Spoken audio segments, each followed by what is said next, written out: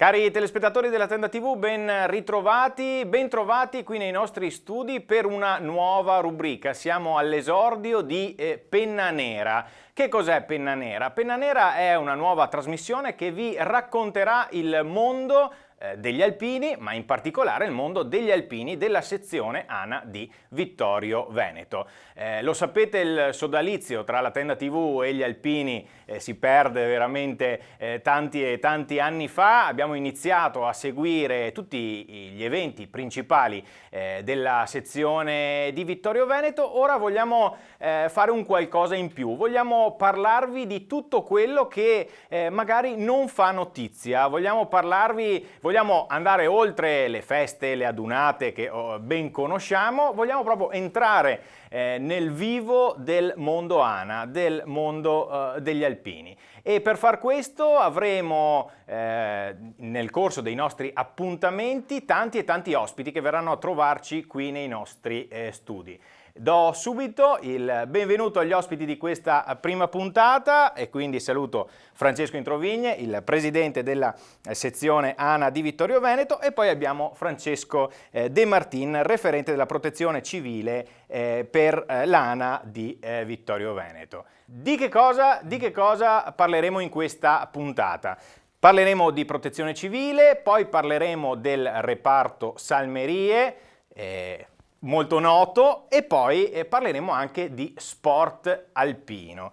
Iniziamo subito con Introvigne. Innanzitutto Introvigne, ci ritroviamo qui nei nostri studi perché l'avevamo promesso ai nostri telespettatori e stiamo partendo proprio in questo momento. Questo è il battesimo di Penna Nera. Allora ci auguriamo buon lavoro a vicenda, Introvigne, no? Assolutamente sì, buonasera, siamo qui a raccontare e a raccontarci delle vicissitudini di questo anno che sta per concludersi, e quindi è con piacere che diamo via a questa serie di incontri per far capire anche ai nostri amici e agli alpini anche da casa che non possono frequentarci più per magari le impossibilità fisiatriche o quant'altro, ma anche alla popolazione, ai cittadini, quello che siamo, quello che facciamo e come ci muoviamo durante l'anno.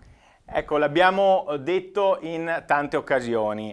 Si parla degli alpini quando ci sono le adunate, quando ci sono le feste, ma gli alpini sono molto altro, Introvigne. Direi assolutamente sì, le feste coronano una serie di attività, sono i momenti di aggregazione per eccellenza dove così mettiamo in campo i valori, la memoria, il ricordo, l'onoranze da rendere appunto ai nostri cari caduti, ma l'attività invece è tutt'altro, è sudore, è sforzo fisico, è impegno, è solidarietà, è condivisione, è far fronte alle necessità che soprattutto Madre Natura in questi ultimi anni ci impegna ad occuparci appunto di quello che capita intorno a noi e non solo intorno a noi, perché l'Italia intera, ma anche con qualche puntata all'estero siamo presenti. Ecco Introvigne, io partirei proprio da qui. Lei ha detto gli alpini lavorano sul territorio, il sudore degli alpini. Voi ogni anno raccogliete dei dati perché sappiamo che tutte le sezioni poi hanno dei gruppi, quindi avete anche tanta forza lavoro, posso permettermi di dirlo, e voi ogni anno fate un po' il sunto, tirate le fila e raccogliete proprio i numeri delle ore lavorate per la comunità. Possiamo già dare qualche numero? Ovviamente abbiamo i numeri del 2018 perché quelli del 2019 sono ancora in divenire. Sì, li stiamo raccogliendo i dati del 2019 anche perché ci sono ancora attività in corso. Comunque ho portato con me questa pubblicazione che è il Libro Verde della Solidarietà 2018, edito dall'ANA, l'Associazione Nazionale Alpini, che raccoglie attività che tutte le sezioni d'Italia all'estero fanno. Le mette insieme anche per conoscere noi stessi, per valutare il nostro operato, perché difficilmente sarebbe possibile in una qualche altra forma. Lo facciamo non per sfoggio, non per magnificenza, ma lo facciamo, ecco, per dire, per testimoniare con i numeri concreti, con i fatti, quello che è stato il lavorare sul campo. E allora ecco che vi posso subito dire, ma con precisione perché queste sono le risultanze 2018, che la sezione di Vittorio Veneto e i suoi 19 gruppi hanno operato con 12.637 ore e con contributi, somme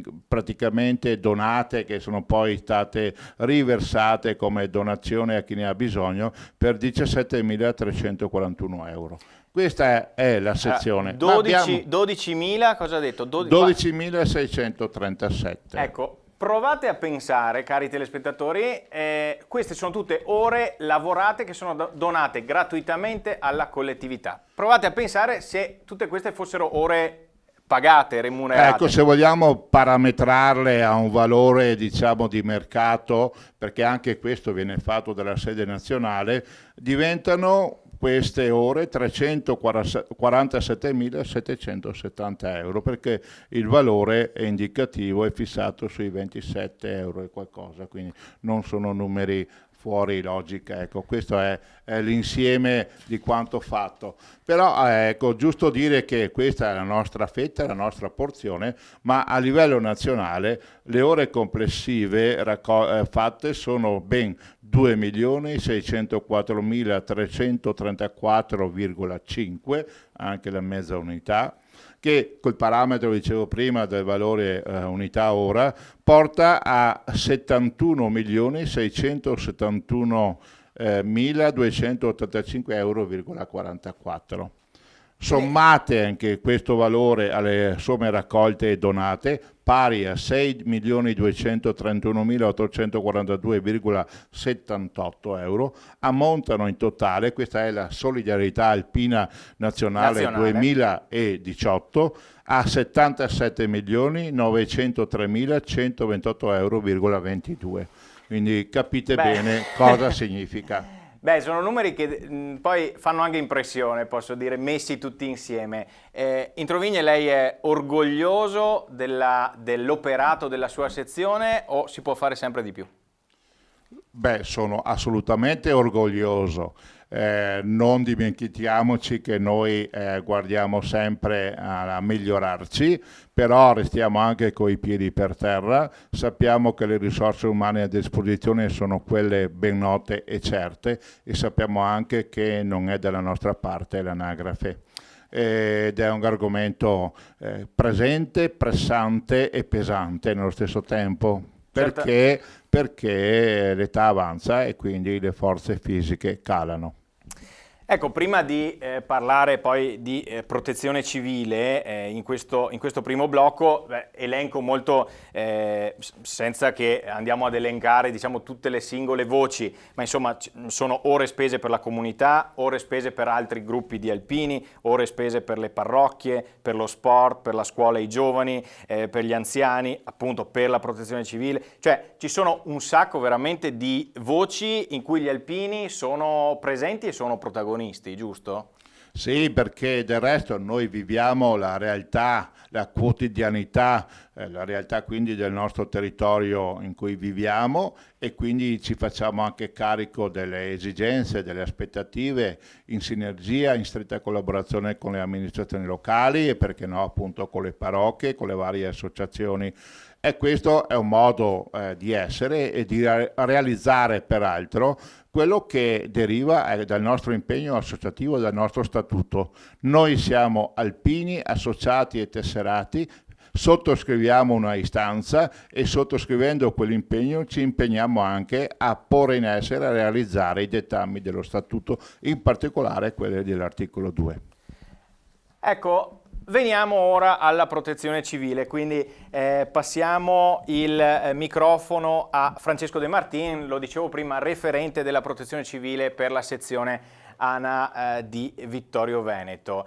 Beh, allora, il 2019 è stato senza dubbio un anno importante per la protezione civile di Vittorio Veneto perché, De Martin, avete coronato un sogno, finalmente la sede è diventata operativa, giusto? Allora un ricordo di quei giorni di lavoro abbastanza frenetico per arrivare, ma poi la soddisfazione. Certo, bellissimo, abbiamo lavorato molto, alla fine possiamo essere felici di avere la nostra sede, perché prima non avevamo tutti i mezzi in un magazzino, e quindi adesso possiamo dire veramente che abbiamo una sede. Questo è bellissimo. Comunque anche la giornata dell'inaugurazione è stata una giornata meravigliosa, ecco. Una giornata memorabile, e ricordiamo poi anche che ovviamente è proprio vicino anche alla sede della sezione di Vittorio Veneto, nella zona limitrofa alla stazione ferroviaria di Vittorio Veneto, quindi proprio è un punto nevralgico centrale in città. Ecco, quella sede, oltre a ovviamente trovare riparo per i mezzi, per tutta la strumentazione, può avere un utilizzo operativo anche in caso di calamità, giusto? Certo, in caso di calamità sicuramente può essere un centro operativo dove vengono smistati i comandi e viene coordinato un po' tutto, no? Gestire esattamente un po' l'emergenza, ecco. Allora, diamo un po' di numeri. La protezione civile della sezione di Vittorio Veneto da quante unità, quanti volontari è composta? Sì, allora la nostra non è molto numerosa, è formata da 52 volontari, di quali purtroppo l'età media è un po' alta ormai. Stiamo lavorando per tirare dentro delle gioventù, gente nuova, insomma, ecco, giovani. Per abbassare un po' l'età. Abbassare un po' l'età. Voi vi rendete disponibili ogni qualvolta accadano delle calamità naturali, ma non solo nel nostro territorio proprio qui di competenza, ma vi spostate anche. Per esempio lo scorso anno con Vaia che cosa è successo? Certo, noi con Vaia eravamo su nel Lagordino nell'esercitazione con più di 50 giornate di lavoro, quindi parliamo di 600 ore lavoro circa che abbiamo dato per il Vaia. No, sì, noi siamo chiamati comunque in qualsiasi emergenza, calamità che viene in Italia. Ad esempio siamo stati in Abruzzo, siamo stati in Emilia, siamo stati a Aosta, siamo stati in Francia addirittura, quindi dove ci chiamano noi interveniamo, ecco. E so che voi siete anche attenti alla formazione, cioè ci sono sempre delle esercitazioni che vengono fatte, per esempio voi fate parte del terzo raggruppamento, quello del Triveneto, per tenere sempre formati gli uomini in caso di necessità, giusto? Certo, noi ogni anno facciamo dei corsi e degli aggiornamenti per tenerci sempre pronti. Facciamo anche delle esercitazioni. L'ultima proprio sabato scorso, che siamo stati sul Castello del Vescovo, dove abbiamo fatto un'esercitazione di taglio piante con motoseghe e dei cespugliatori, e abbiamo dato una giornata di lavoro, insomma, e abbiamo fatto anche un bel intervento dove abbiamo pulito un'area di fronte proprio al Castello del Vescovo, ecco.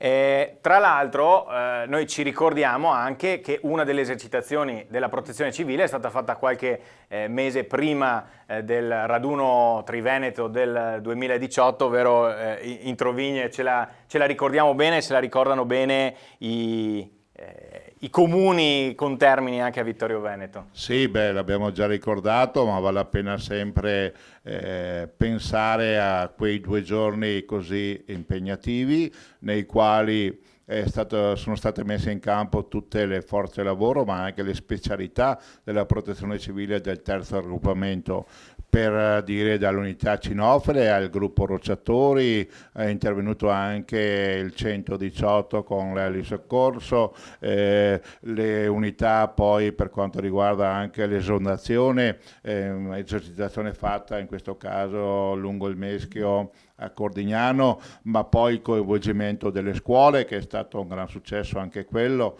l'assistenza, il recupero di un ferito in montagna, oltre che a bonificare alcune zone su indicazione delle nostre amministrazioni che servivano proprio da esercitazione, ma anche per lasciare un segno tangibile, un'opera buona presso le nostre comunità.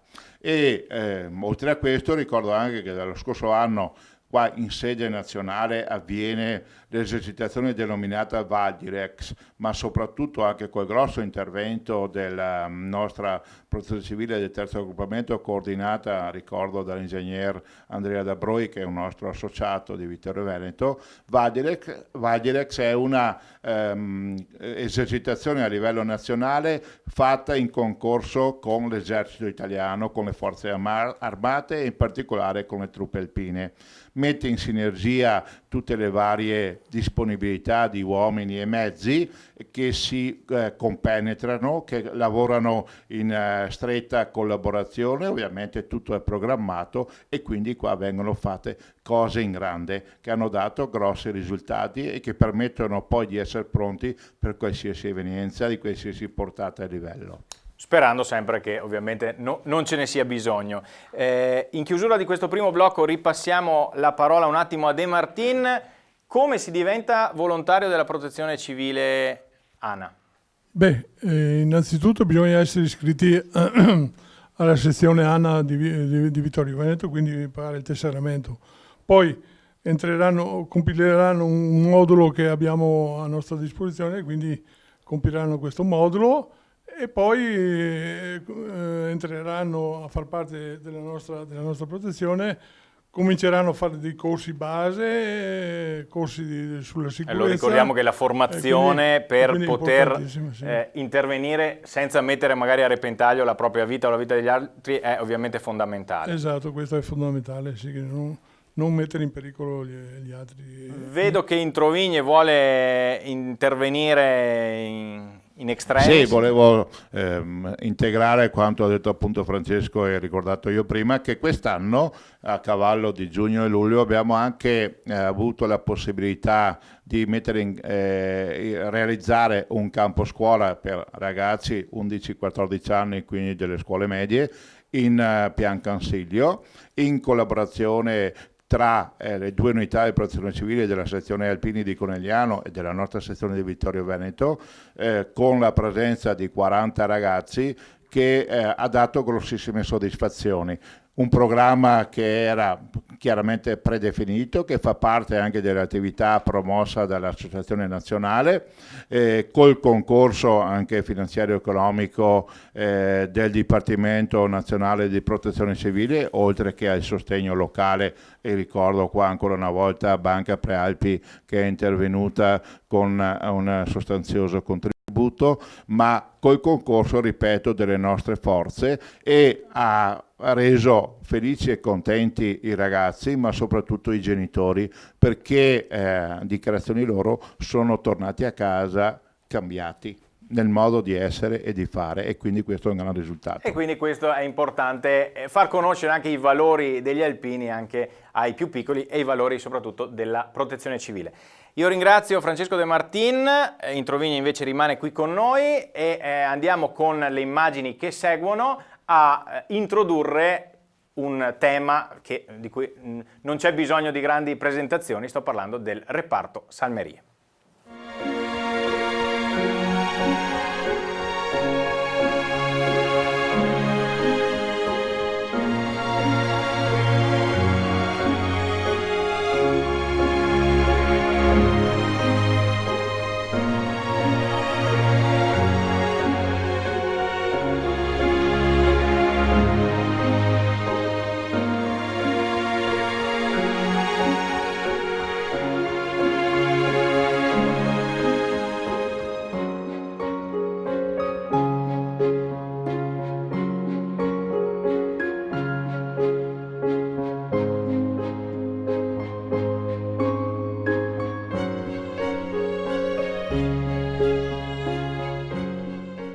E con queste immagini così abbiamo riportato alla mente il reparto Salmerie, il glorioso reparto Salmerie della sezione ANA di Vittorio Veneto. Ci hanno raggiunto in studio Rino Carpenè, referente del reparto Salmerie della sezione ANA di Vittorio Veneto, e Antonio De Luca, meglio noto come Tony Tobero, che è il proprietario dei muli, mentre è rimasto qui con noi Francesco Introvigne.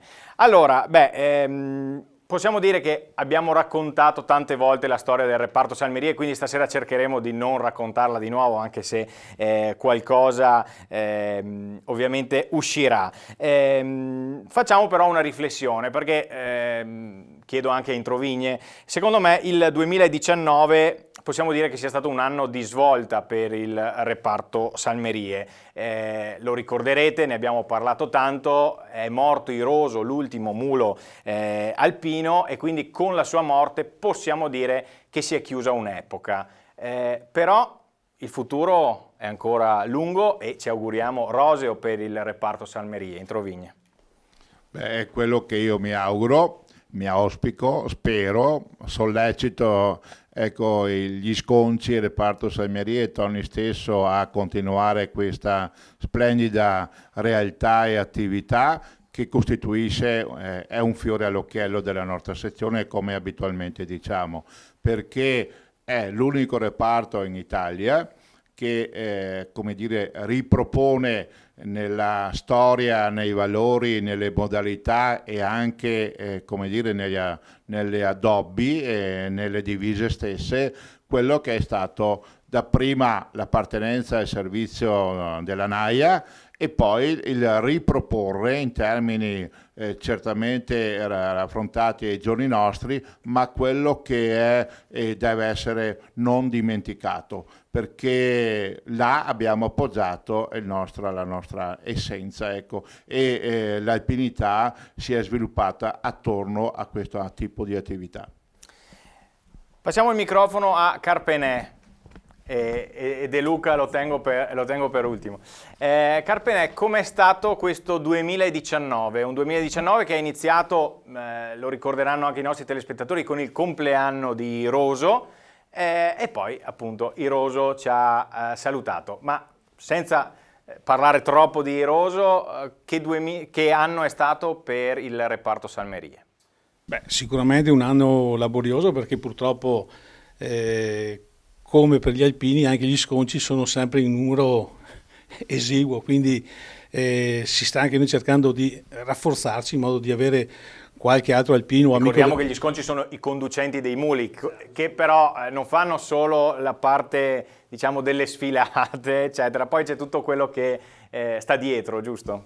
Sì, esatto, scusa.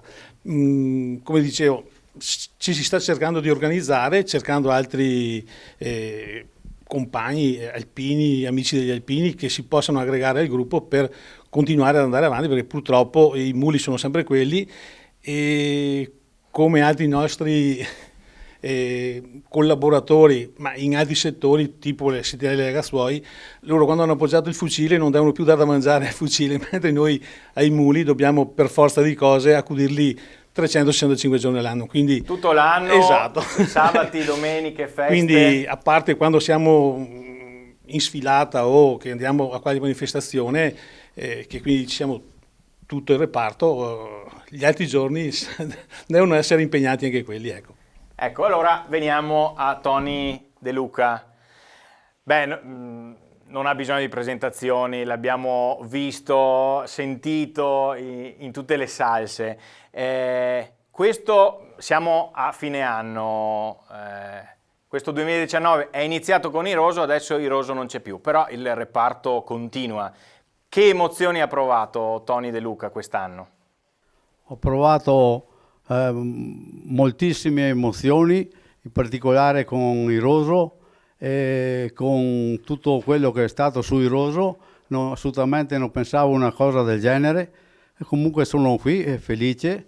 Io cosa devo fare? Ringraziare il mio capo del reparto Salmerie che ce la mette tutta per portare avanti di nuovo la tradizione, continuare e così via.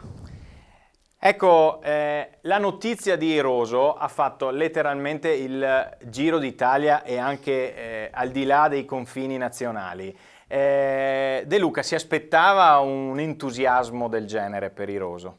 Assolutamente no, non mi aspettavo una cosa del genere.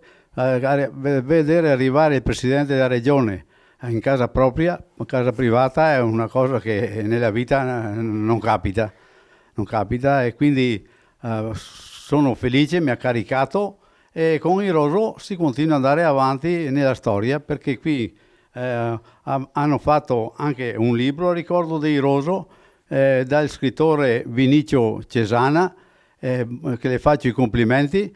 Stiamo andando avanti così, insomma. Perché ovviamente la storia del reparto Salmerie continua anche ovviamente dopo Iroso. In Trovigne, perché così tanto clamore attorno a un mulo? Beh, l'abbiamo capito anche noi vivendo quei momenti significativi. Innanzitutto il compleanno di Iroso, che se non ricordo male è stato celebrato il 13 gennaio Sì. a casa di Tony, ma poi la questione è che abbiamo continuato col botto perché Rai 1 mi ha chiamato e ci ha detto: noi vogliamo proporre la storia di Iroso all'Italia, al popolo, agli amici telespettatori, perché è degna dell'apprezzamento per ciò che rappresenta. E che cos'è Iroso? Oltre che essere un'icona, un simbolo, la storia del nostro passato, è anche un momento di ricordo, di emozione, perché ci propone la vita vissuta, il sacrificio, l'abnegazione, l'essere il connubio inscindibile tra uomo alpino prima e uomo nel lavoro poi, come ha fatto Tony nella Foresta del Consiglio. È anche un rapporto di reciproca sussistenza, e perché no, perché in tempo di guerra e di pace è servito il mulo a far vivere l'uomo, e l'uomo di conseguenza ha dato vita anche al mulo. È un'emozione che suscita, ecco, che apprezzamento, fa vivere sentimenti più inaspettati, tanto è vero che abbiamo anche scoperto la storia di Giacomo. Poi, chi è Giacomo? Un bambino di Bologna che ha visto attraverso i media, i social moderni, la TV, questa storia, ed ha voluto venirlo a trovare e a visitare quando era ancora in vita, agli ultimi tempi, per fortuna. E là abbiamo capito che tra il bambino e il mulo è sorto un rapporto che nessuno prima aveva mai visto con altro essere umano.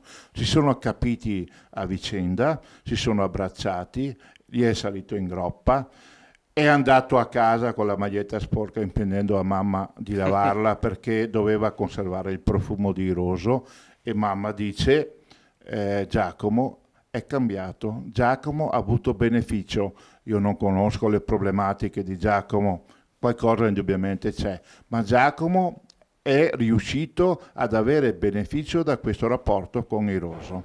E quindi dopo questo, voglio dire, è nata anche l'opportunità di rivivere la storia attraverso il libro di cui ha fatto cenno Tony, e grazie anche al coro Ana di Oderzo e dal suo maestro. E poi Quindi pensiamo Iroso continuerà, insomma, continuerà, ad se esistere. non altro come icona, come simbolo, come degno, ecco, così, di essere proposto alle future generazioni per quello che è stato e per quello che ha significato. Ecco, ovviamente bisogna stare attenti a evitare gli eccessi, giusto? Ce lo siamo detti più volte anche fuori onda, evitando di mitizzare eccessivamente la figura di Iroso, però è giusto, e so che comunque vi vengono richieste anche in giro per l'Italia così dei ricordi di Iroso, no? Questo è indubbiamente bello. Assolutamente sì, abbiamo pensato anche a questo, ma torno un attimo indietro e preciso: nessuna idolatria, nessuna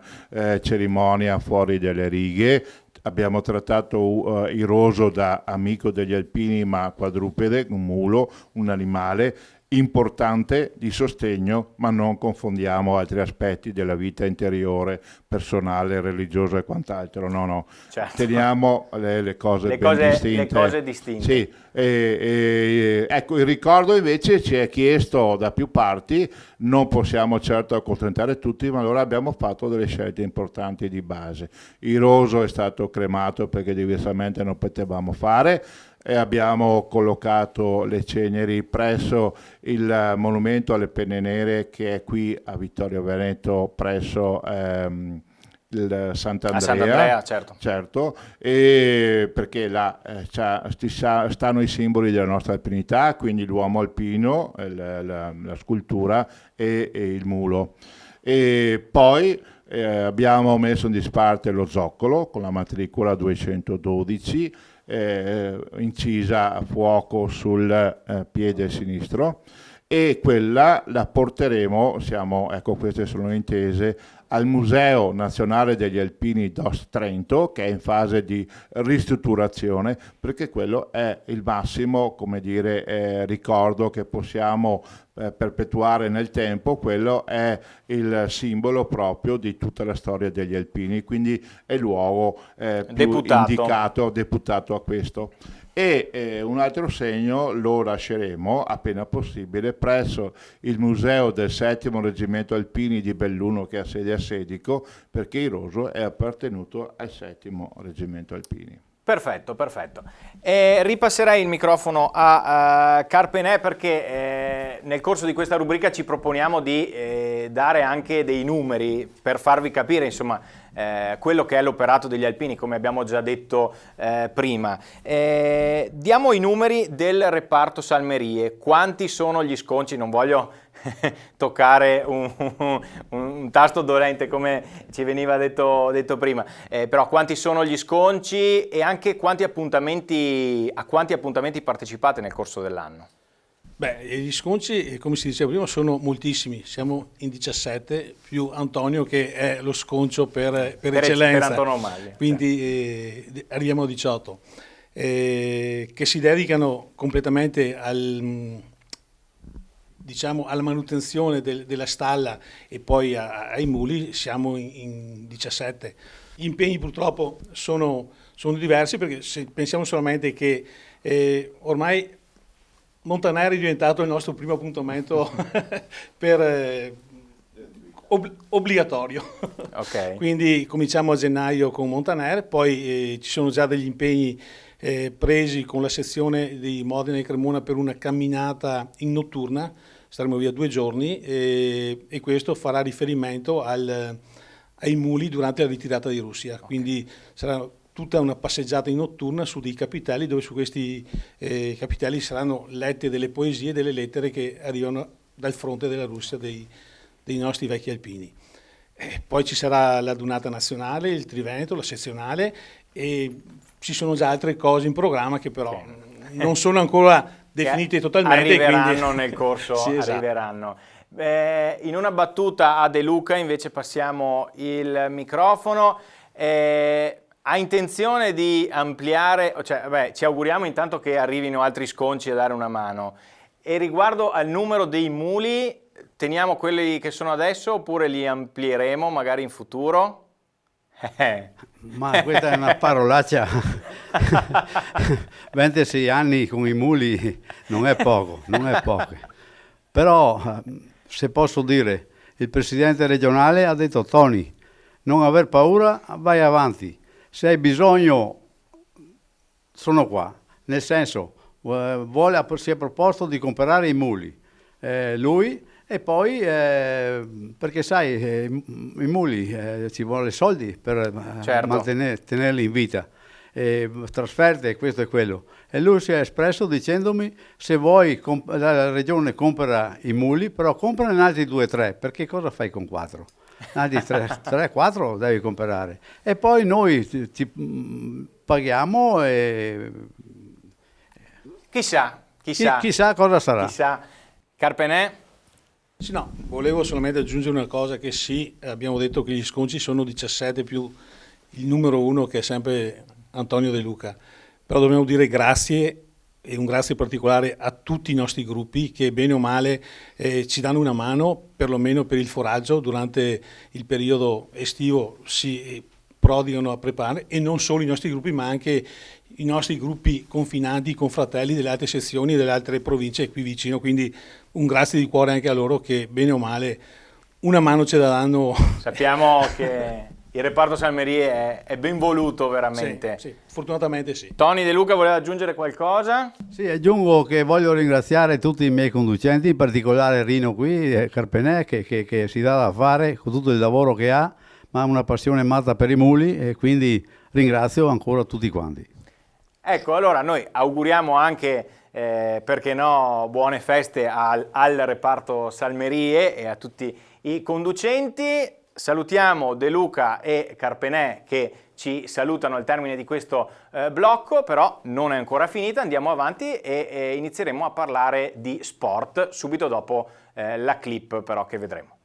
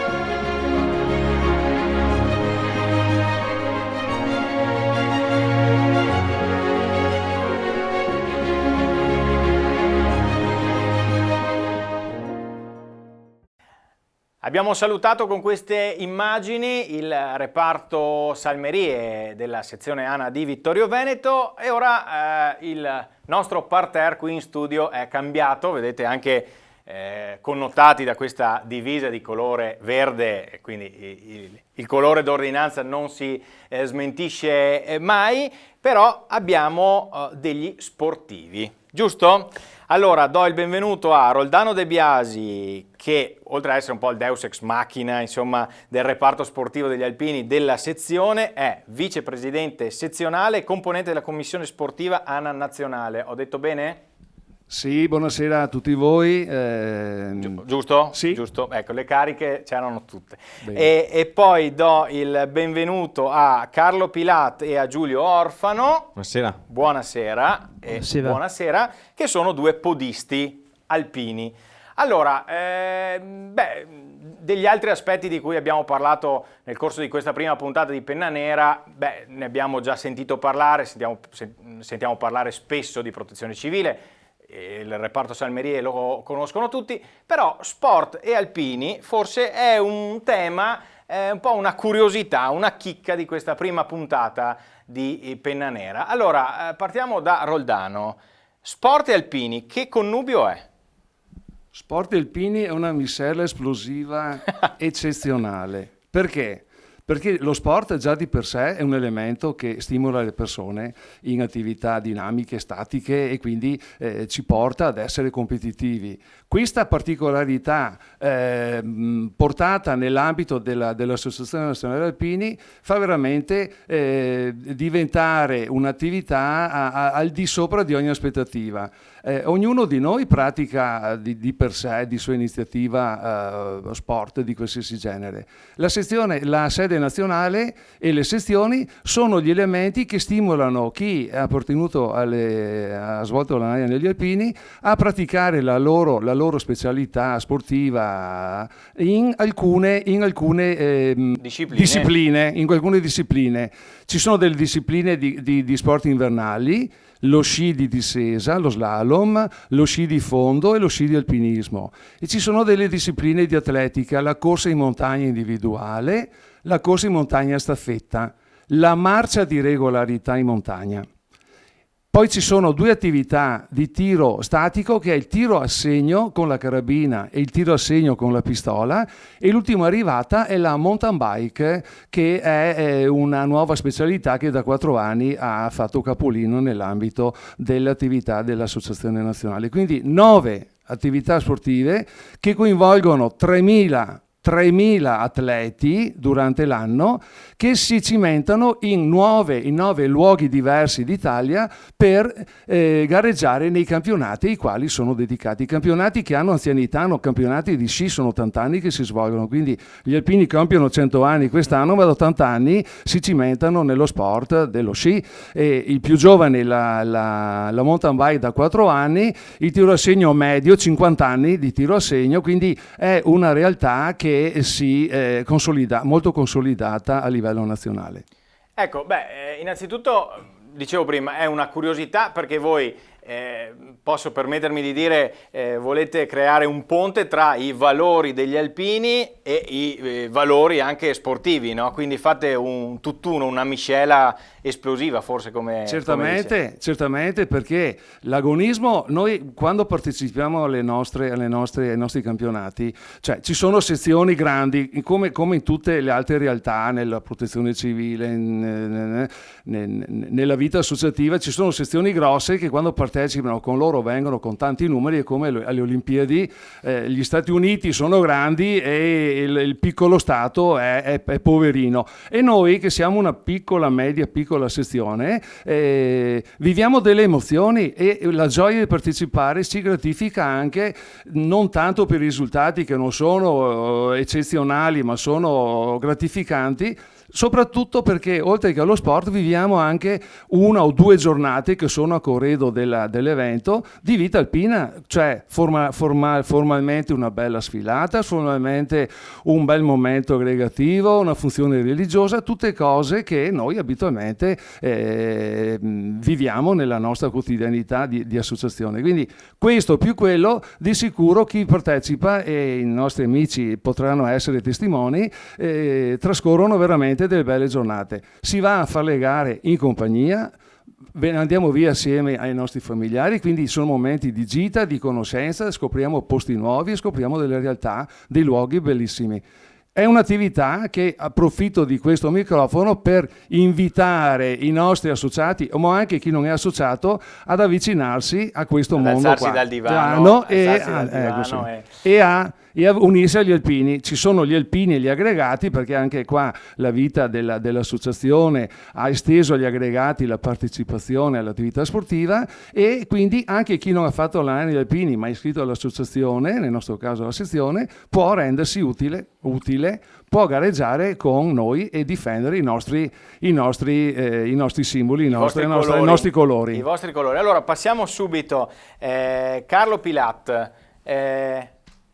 voi due siete 2 podisti, giusto? Sì. Che cosa vuol dire correre per gli alpini, correre con i colori di cui ci parlava Roldano poc'anzi? Beh, è sempre una soddisfazione correre con gli alpini. Il reclutamento degli alpini veniva fatto soprattutto nelle zone montane, anche collinari come qui da noi. Quindi la corsa in montagna, lo sport che pratichiamo noi, la disciplina che pratichiamo noi, ci avvicina alla realtà locale, a quella che è la nostra storia, ma anche la nostra passione, perché per noi andare in montagna è fonte di fatica, ma è fonte nello stesso momento di gioia, e soprattutto l'amicizia di stare assieme, perché le competizioni si fanno per partecipare, anche per vincere naturalmente, ma soprattutto per partecipare. Ecco, passiamo il microfono. C'è anche la componente dell'agonismo, però non manca, giusto? Allora si gareggia, ma si gareggia con l'obiettivo di vincere. Quando dopo le varie sfilate, tutto il giorno della gara, bisogna darsi da fare, correre. E questo richiede a monte anche un allenamento specifico, certo, perché non si corre con campioni italiani corse in montagna e non solo, per cui bisogna essere anche preparati per, diciamo, fare anche una discreta figura. Certo. Ecco, insomma. Vi chiedo questo, gli alpini di Vittorio Veneto proprio per il nome, insomma, Vittorio Veneto, godono di una simpatia particolare, ce lo ricordiamo spesso in occasione delle adunate, eccetera. Vale anche per gli atleti della sezione di Vittorio Veneto, che quando si evoca Vittorio Veneto, insomma, si accendono le lampadine a quelli che stanno lì attorno? Ma certamente questo, comunque ogni sezione, cioè, queste competizioni è benvenuta, perché più siamo meglio è, diciamo, come partecipazione, più atleti ci sono, più dà risalto alla competizione. Certo. Torniamo a Roldano. So che noi spesso, grazie anche alla rubrica L'Alpino che mandiamo in onda sulla Tenda TV, che è la rubrica che viene realizzata settimanalmente dall'ANA nazionale, abbiamo anche parlato delle Alpiniadi. Che cosa sono le Alpiniadi, De Biasi? Una scommessa iniziata nel 2012, qualche anno prima.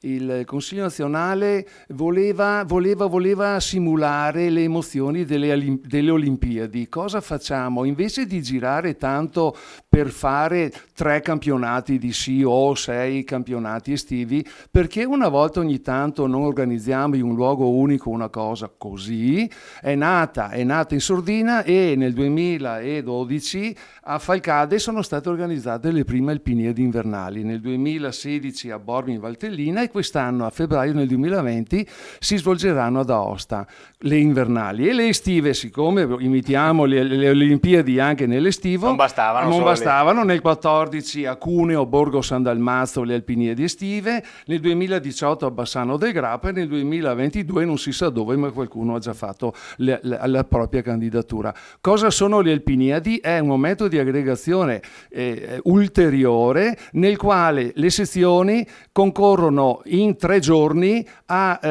partecipano durante i 3 giorni a tutte e 3 le specialità, più un'altra specialità creata per l'occasione. Nel caso specifico, alle Alpiniadi di Cuneo, oltre che alla corsa alla marcia e alla corsa a staffetta, è stata organizzata un biathlon di corsa a piedi e mountain bike, mentre a Bassano del Grappa l'anno scorso si è svolta una prova molto bella di mountain bike e tiro a segno, del tiro a carabina, un biathlon originalissimo.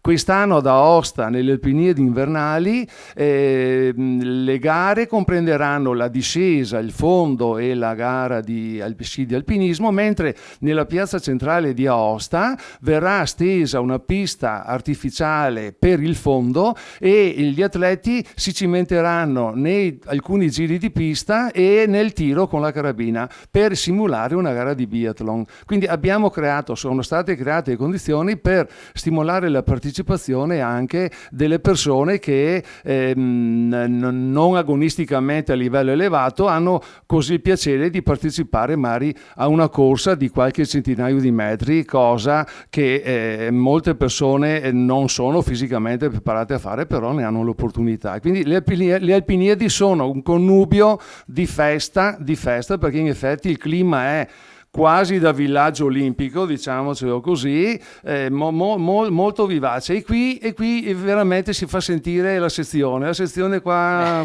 vive un po' di campanilismo, sì, perché è naturale che sia così. E come avevi chiesto a Giulio, la nostra presenza, a noi l'emozione non è tanto nel momento della gara, perché ognuno pensa ai fatti suoi e applaude i suoi, ma quando facciamo la sfilata, come accade alle nostre sfilate nazionali, quando vedono passare Vittorio Veneto, l'applauso, cioè la partecipazione aumenta, e questo noi che camminiamo là ce ne rendiamo conto anche nello sport.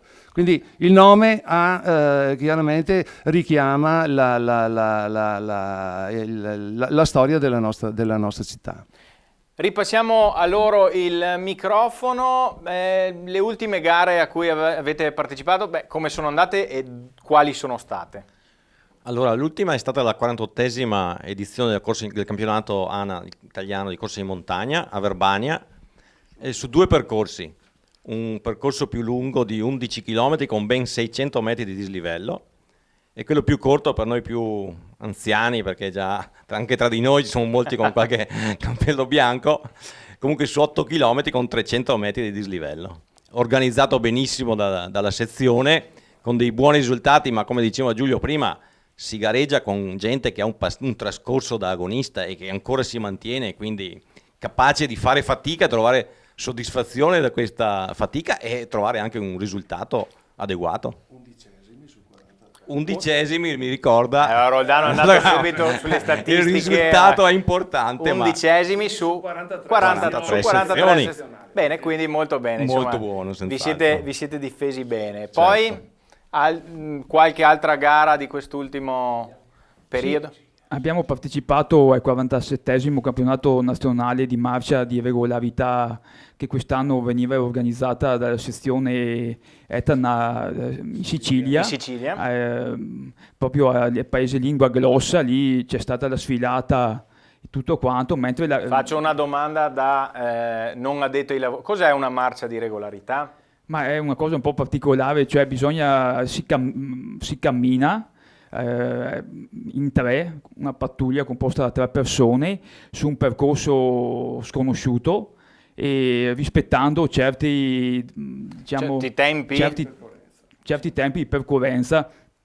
Poi alla fine ci sono dei cancelletti e ogni cancelletto vengono segnato il tempo, poi alla fine in base a quello vengono fatti se uno è arrivato in anticipo o in ritardo, e lì hai delle penalità sia a favore che a sfavore.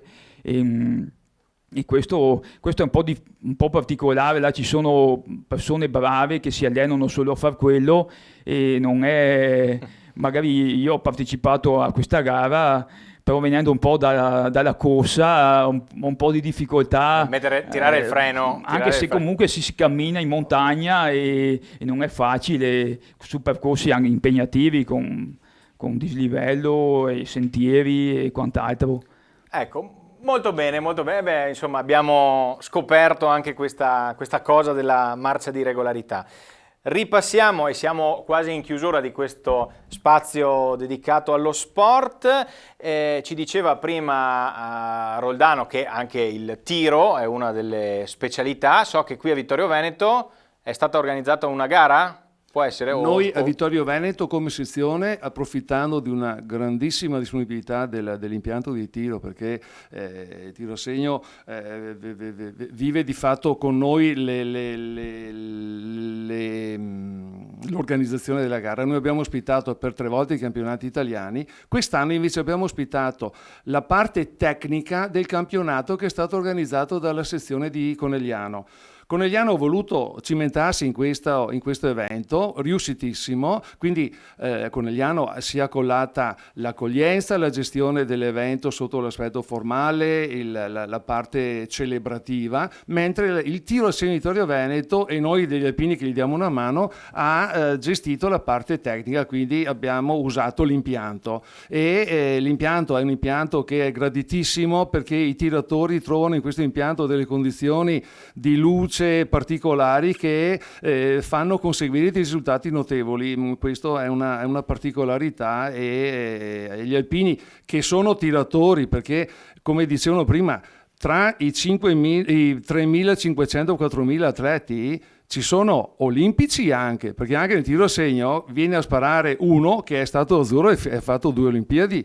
Viene a sparare, noi lo guardiamo, gli battiamo le mani, ma non vince sempre lui, perché c'è anche qualcuno che comincia a essere più bravo di lui. Quindi è una realtà che mette assieme il bravino, il bravissimo e il modesto, e tutti alla fine sono gratificati dalla loro partecipazione. Quindi nel tiro a segno abbiamo avuto queste tre organizzazioni. Noi abbiamo organizzato anche altre 2 gare di corsa in montagna, una da Vittorio Veneto a Tarzo nel 1994 e una nel 2008 nell'ambito di Revine Lago lungo la Pedemontana. 2 edizioni riuscitissime. Un evento nazionale impegna la sezione, ma veramente fa arrivare 3, 4, 500 persone che sono gli atleti più o meno che partecipano alle gare. È un bel biglietto da visita, la gente conosce la realtà e molti tornano, come succede con le adunate.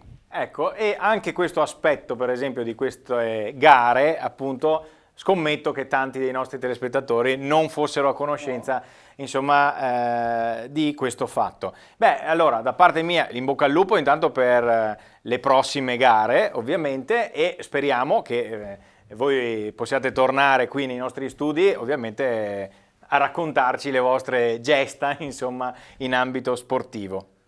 Volevo solo approfittare della visibilità che ci dà Tenna TV per rivolgermi a tutti coloro che praticano gli sport invernali. La nostra sezione ha sempre avuto delle difficoltà ad assoldare. Ce l'avevo anche scritto, ma non volevo infierire. A reclutare. Insomma, noi abbiamo una cinquantina di persone che si avvicinano all'attività sportiva.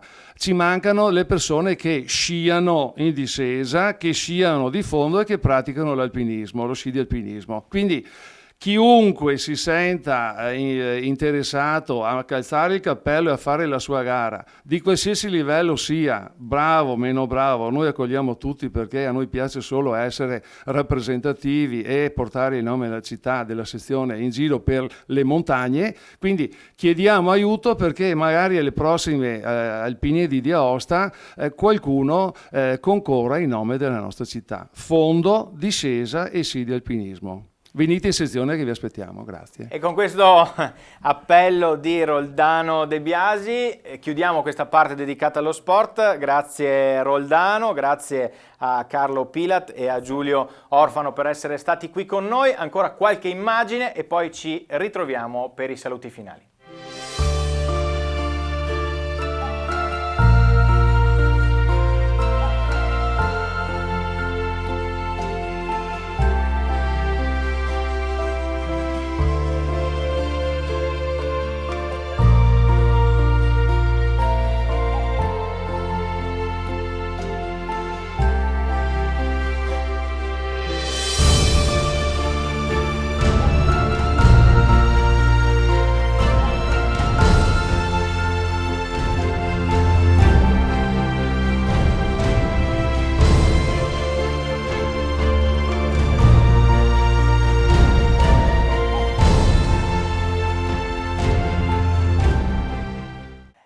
E rientriamo quindi in studio per l'ultima parte di questa prima puntata di Penna Nera. Allora, siamo rimasti io e Introvigne, e dopo avete visto questo gran numero di ospiti che si sono alternati qui nel nostro studio.